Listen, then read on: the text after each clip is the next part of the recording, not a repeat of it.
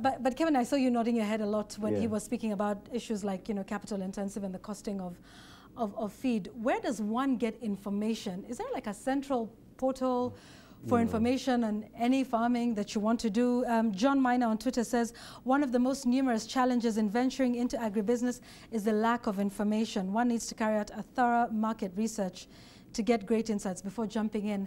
But, you know, is there a place where you go to and you say, okay, I'm here, this is... You know, sadly, there's a lack of a library of concrete information. Yeah.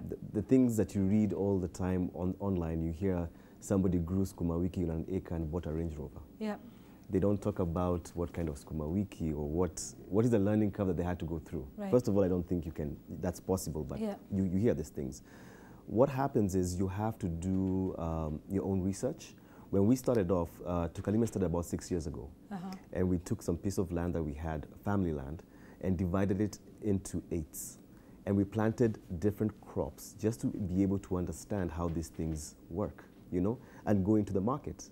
I spent time in Marikiti. We used to go at 4 in the morning and make those lines with the trucks to understand what happens, you know, what happens there. To understand why are the prices of onions from Tanzania higher than what's grown here. Yeah. If you don't do that, then you'll not be able to understand the dynamics of what you're getting yourself into, you know. So unfortunately, yes, you can read on it, you'll get some top-line information, but you have to actually go on the ground and understand what happens. You know, I was nodding because he's right. The life of a farmer is actually very, very hard. In terms of their days, you can go to the farm and you're crestfallen because of what's happening, yeah? The long hours, you know, the risk is immense. But in terms of reward, like I heard him say, I think he's been doing it for 5 years. 5 years, yeah. If you calculate, that's about 10,000 hours. And they usually say, you know, to be an expert in something, you have to spend your 10,000 hours. Yeah, you have to put in your 10,000 hours. Arthur Shilaho on Twitter says, agribusiness is not for the faint-hearted.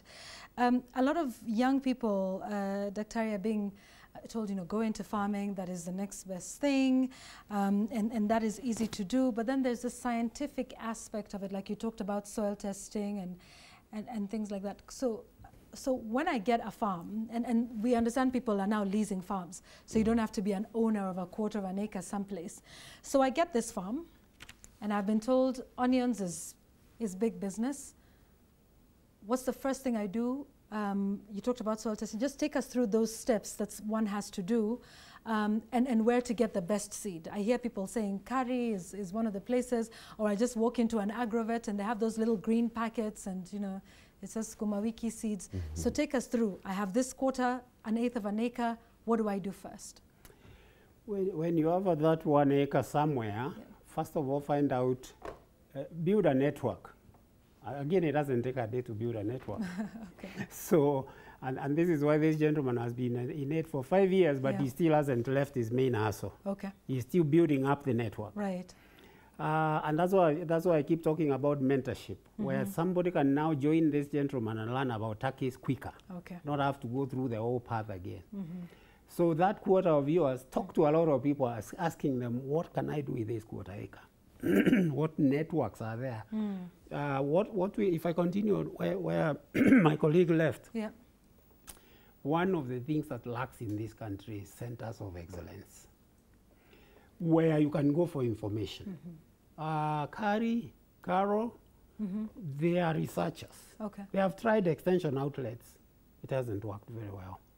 I think you need people in private sector who set up these centers, because they understand the value chain, they understand the very dynamics which go beyond research, which go beyond academics, and the day-to-day practicalities of the game we are in. Yeah.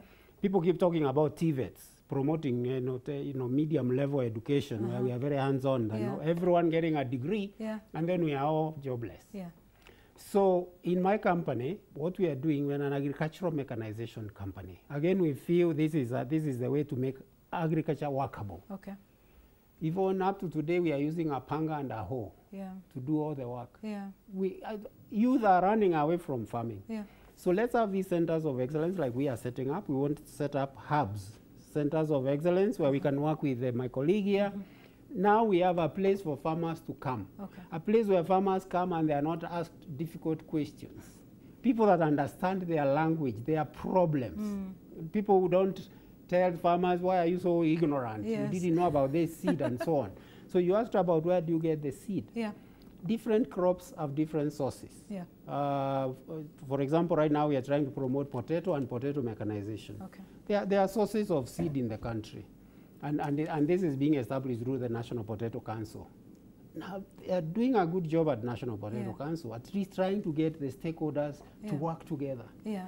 We need more of these kinds of bodies that are government to bring back extension services. Absolutely, and that's been lacking. So once I get that quarter acre, what's the first thing I do? Do I test the soil? Do I, like, just give me some 1 or 2, 3 things that someone watching today will say, okay, at least I know where to begin. I think you want to get too far with this quarter of yours. I do.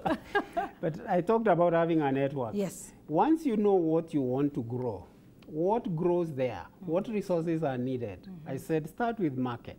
First of all, as much as this other bigger guy maybe who is holding your hand will tell you, no, this is beautiful, dig in yourself and find out in this quarter what do you do.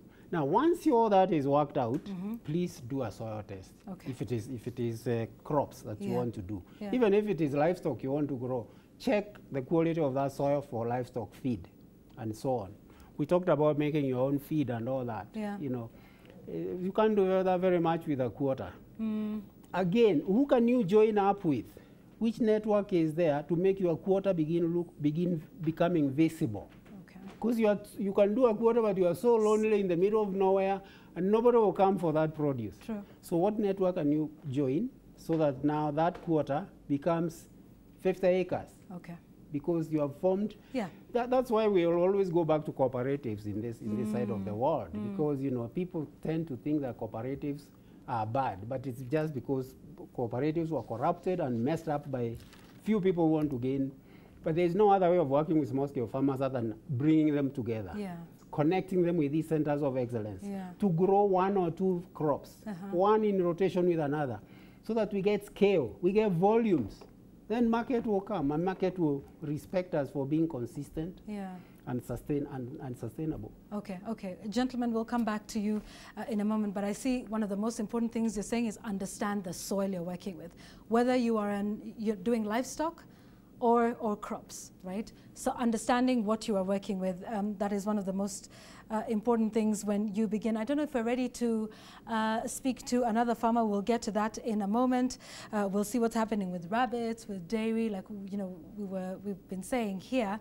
One of the things, Kevin, is across the value chain. Where do you see as some of the weak points across the value chain that we need to strengthen, maybe even from a government policy, legislation, and funding? I think it all boils down also to like taxation. Yeah. We're trying to be an industrialized country, right? And we're trying to feed our population, but you cannot have an industrial hungry nation. So I think that in terms of taxes, if that was reviewed to make cost of food cheaper, that would work a long way. At the time I was researching about agriculture in Kenya, and we had pyrethrum and cotton and all these things, right? But then what we did was we went ahead and established the factories, but killed the plantations. So what's going to feed the factories to run that? So we have to look at it in terms of before you have an industrial nation, you have to have an agrarian revolution. You have to have a situation where you're self-sufficient in food. Even the U.S. is pretty big in agriculture. Yes. Even though you're talking about other things. So lower down the taxes. Farming is not sexy to the youth. How do you bring them back into the fold? Because what's happening is the baby boomers are edging out. Yeah. But then our generation is not filling up that gap. How do you bring them back? And with the ballooning youthful population, we're already a net importer of food. It's only going to get worse because people are moving to the city and are not going back mashinani to go to the farm because it's not the in thing. Yeah. So in terms of taxes, in terms of education, as guys growing up, we used to be told if you don't read, utakuwa mkulima. That thing stigmatized so many people. But isn't it also about, how much we're doing into it? Like, Dr. Pascal says, things are still very rudimentary at that stage. We're still using pangas, we're still using hoes, we're still raking rather than mechanizing it and moving this from something that is subsistence to something that is commercially viable. Because it's one thing to say the youth should get into it. I mean, but youth are urbanized. People don't want to get their hands dirty, and for whatever it's worth, that's what they want. But when you look at farming, it seems like an outdated practice. Here, it sounds like, here it looks like an outdated practice.